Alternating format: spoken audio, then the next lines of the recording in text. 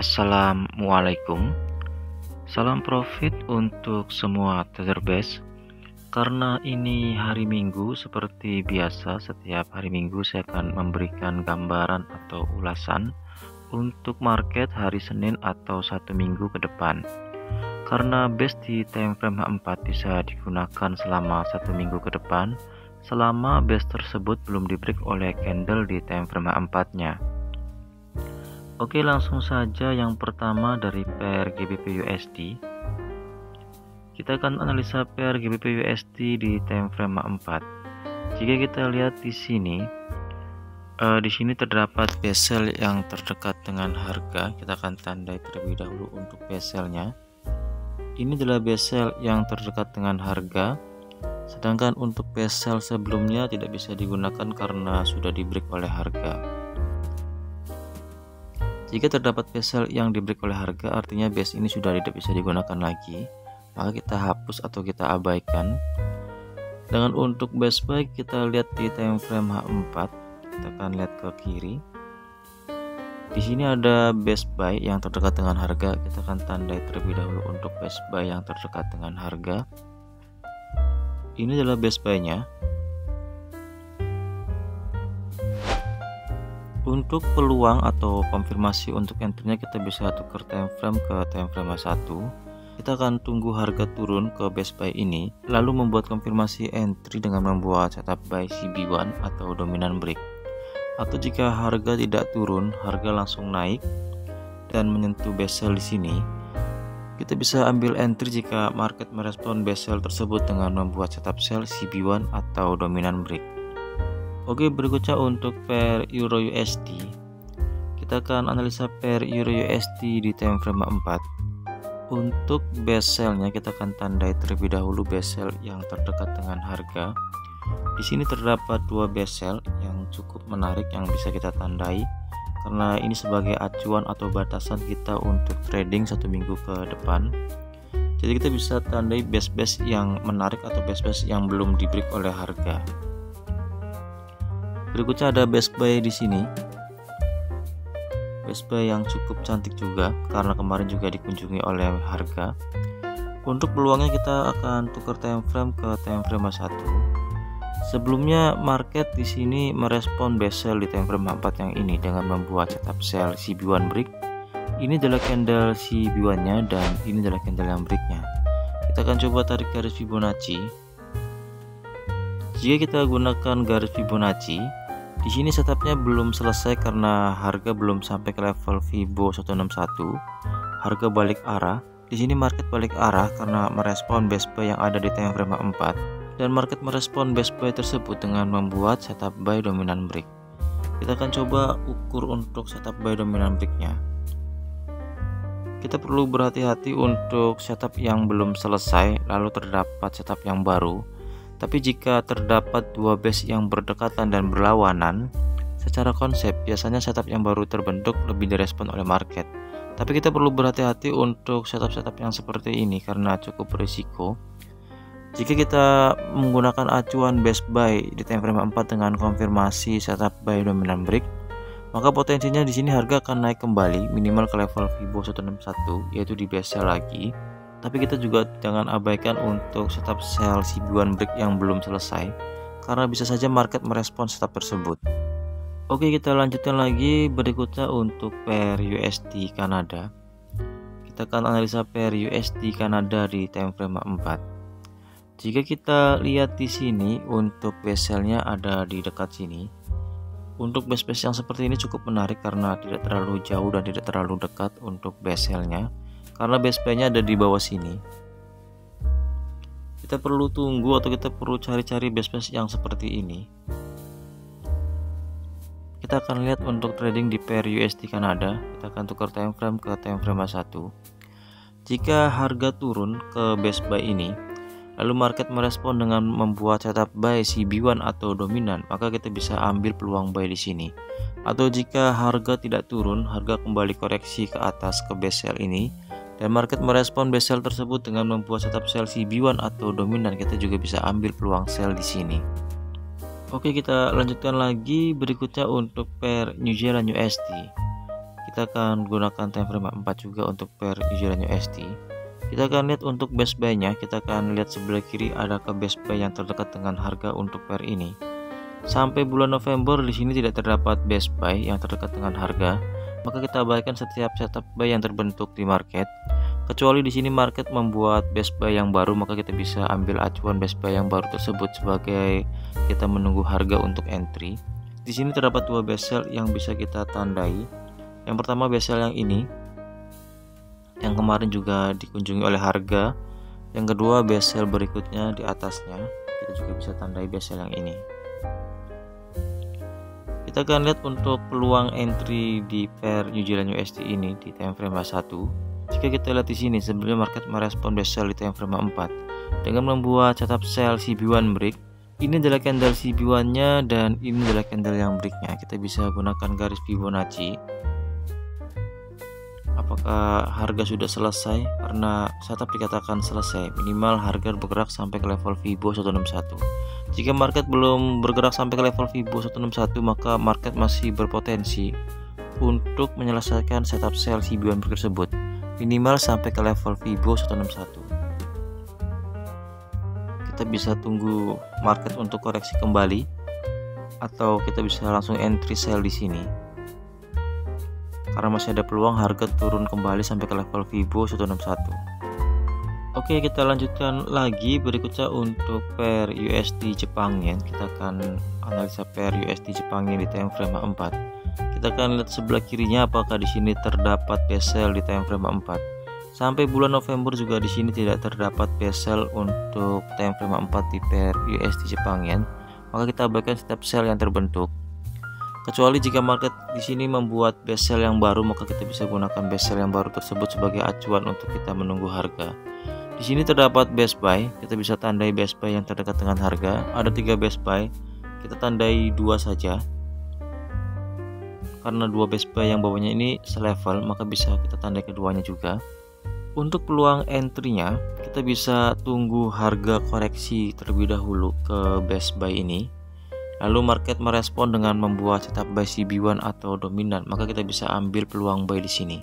Atau jika best buy ini tidak direspon oleh market dan harga break best buy tersebut, kita bisa tunggu di best buy berikutnya dengan membuat setup buy CB1 atau dominan sebagai konfirmasi untuk kita entry di sini. Oke, kita lanjutkan lagi berikutnya untuk pair USD CHF. Kita akan analisa pair USD CHF di time frame 4. Jika kita lihat di sini terdapat best buy dan best sell yang cukup menarik juga karena tidak terlalu jauh jaraknya dan juga tidak terlalu dekat. Kita bisa tandai keduanya untuk best buy dan best sell-nya. Lalu untuk peluang entry-nya kita bisa tukar time frame ke time frame 1. Di sini sebelumnya market sudah sentuh best sell di time frame 4 dan market juga merespon dengan membuat setup sell dominan break. Ini adalah candle dominannya dan ini adalah candle yang breaknya. Kita bisa gunakan garis Fibonacci untuk mengukur seberapa jauh market akan merespon setup sell dominan break tersebut. Jika kita lihat di sini, market berpotensi untuk turun minimal ke level Fibo 161 atau ke level Fibo 261. Tapi untuk sampai ke level Fibo 261 ini di sini terdapat halangan best buy di time frame 4. Jadi peluangnya mungkin harga akan sampai ke level Fibo 161 kecuali market tidak merespon best buy di time frame 4 tersebut, maka harga bisa turun lebih jauh lagi ke level Fibo 261. Sedangkan jika market merespon best buy yang ini dan di sini market membuat setup buy CB1 atau dominan, maka kita perlu berhati-hati atau kita bisa ambil peluang buy di sini. Oke, kita lanjutkan lagi berikutnya untuk pair Euro Jepang Yen. Kita akan analisa pair Euro Jepang Yen di time frame 4. Jika kita lihat di sini, saat ini harga berada di best sell di time frame 4. Kita bisa tandai untuk best sell-nya terlebih dahulu. Ini adalah best sell-nya. Sedangkan untuk best buy-nya ada di bawahnya. Kita juga bisa tandai untuk best buy-nya karena ini sebagai acuan kita untuk melihat gambaran market berikutnya. Untuk ambil peluang kita bisa tukar time frame ke time frame 1. Di sini market sudah menyentuh best sell di time frame 4. Jika market merespon dengan membuat setup sell CB1 atau dominan, kita bisa ambil peluang sell di sini. Atau jika harga turun ke bawah dan menyentuh best buy ini, lalu market merespon dengan membuat setup buy CB1 atau dominan, maka kita juga bisa ambil peluang buy di sini. Oke, kita lanjutkan lagi berikutnya untuk pair AUD USD. Kita akan analisa pair AUD USD di time frame 4. Jika kita lihat di sini terdapat best sell dan best buy yang cukup berdekatan. Kita bisa tandai semuanya karena kita tinggal menunggu respon market terhadap best tersebut. Di sini terdapat best buy, lalu ada best sell juga yang kemarin sudah dikunjungi oleh market. Dua base ini sudah dikunjungi oleh market, kita bisa tandai keduanya. Kita akan lihat respon marketnya di time frame H1. Jika kita lihat di sini, sebelumnya market merespon best sell tersebut dengan membuat setup sell CB1 break. Ini adalah candle CB1-nya dan ini adalah candle yang break-nya. Kita bisa gunakan garis Fibonacci. Jika kita lihat di sini market belum sampai ke level Fibo 161 karena setup dikatakan valid atau pergerakan setup dikatakan selesai, minimal harga turun sampai ke level Fibo 161. Tapi di sini sebelum harga sampai ke level Fibo 161 terdapat halangan best buy di time frame 4. Dan harga kemarin sudah sampai ke best buy tersebut tapi belum membuat setup buy CB1 atau dominan karena di sini dua candle sudah break, artinya ini hanya berupa IB. Untuk peluang sell kita bisa ambil sell di sini dengan target take profit di level Fibo 161. Atau jika harga terhenti di sini dan membuat new low, lalu di sini market membuat setup buy CB1 atau dominan, kita juga bisa ambil peluang buy di sini. Sedangkan untuk ambil peluang sell perlu berhati-hati. Kita perlu melihat respon market terhadap best buy ini. Oke, kita lanjutkan lagi berikutnya untuk market oil. Kita akan lihat di time frame H4 untuk market oil. Di sini terdapat best buy yang kemarin sudah dikunjungi oleh market. Ini adalah best buy-nya. Sedangkan untuk best sell-nya di sini tidak ada yang terdekat dengan harga karena di sini di kenaikan harga terakhir ini tidak terdapat best sell. Dan kita mundur ke belakang juga sampai April, di sini tidak terdapat best sell. Kita akan abaikan terlebih dahulu untuk ambil peluang sell selama tidak terbentuk best sell yang baru. Kita akan lihat respon market di best buy ini. Kita akan tukar time frame ke time frame H1. Jika kita lihat di sini market sudah membuat setup buy dominan break. Ini adalah candle dominannya dan ini adalah candle yang breaknya. Tapi kita perlu berhati-hati untuk ambil peluang atau setup yang jaraknya terlalu jauh, jarak level Fibo 100 ke level Fibo 0 terlalu jauh, karena cukup berisiko. Karena bisa saja momentumnya sudah habis ketika kita langsung entry buy di sini, lalu harga akan koreksi terlebih dahulu ke level Fibo 50. Karena di sini terdapat setup full margin. Artinya jika kita mendapati setup yang jarak level Fibo 100 ke level Fibo 0 terlalu jauh, paling aman adalah kita tidak langsung entry atau kita tunggu harga koreksi terlebih dahulu ke level Fibo 50, minimal ke level Fibo 50 agar meminimalisir kerugian atau menghindari market kehilangan momentumnya, lalu market koreksi dan kembali naik melanjutkan setup yang terbentuk. Jika kita tunggu harga di level Fibo 50 ini, paling amannya lagi karena kita entry di market oil, kita akan tukar time frame ke time frame M15 dan tunggu market merespon level Fibo 50 ini atau best buy ini dengan membuat setup buy CB1 atau dominan di time frame M15 nya untuk kita ambil peluang buy di sini. Karena untuk entry di market crude oil dengan jarak yang cukup jauh, karena jaraknya di sini jika kita lihat 272 pips, itu terlalu besar untuk kita ambil peluang di sini, peluang buy dengan setup dominan buy ini. Maka paling aman adalah kita tunggu harga koreksi terlebih dahulu ke level Fibo 50. Oke, berikutnya untuk market gold. Kita akan analisa market gold di time frame 4. Jika kita lihat di sini market gold terdapat best sell dan best buy yang berdekatan. Kita akan tandai terlebih dahulu untuk best sell-nya. Ini adalah best sell-nya. Sedangkan untuk best buy-nya ada di bawahnya, kita juga bisa tandai. Untuk peluangnya kita tukar time frame ke time frame H1. Jika kita lihat di sini, sebelumnya market sudah sentuh best sell ini dengan membuat setup sell dominan break. Ini adalah candle dominannya dan ini adalah candle yang breaknya. Kita akan gunakan garis Fibonacci apakah setup ini sudah selesai. Jika kita lihat di sini, Harga sudah turun ke level Fibo 261 yang berdekatan dengan best buy di time frame 4. Artinya setup ini sudah selesai. Lalu di best buy ini market merespon dengan membuat setup buy dominan break. Ini adalah candle dominannya dan ini adalah candle yang breaknya. Kita akan gunakan garis Fibonacci lagi untuk mengukur nantinya seberapa jauh market merespon setup buy dominan break tersebut. Peluangnya market akan naik minimal sampai ke level Fibo 161 untuk market gold ini, karena di sini terdapat best buy dan membuat setup buy dominan break sebagai konfirmasi entry-nya atau sebagai respon marketnya.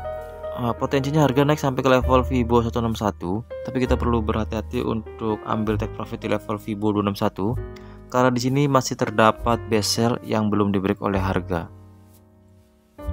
Karena jika market merespon best sell ini kembali dengan membuat setup sell CB1 atau dominan, maka potensinya market akan turun kembali.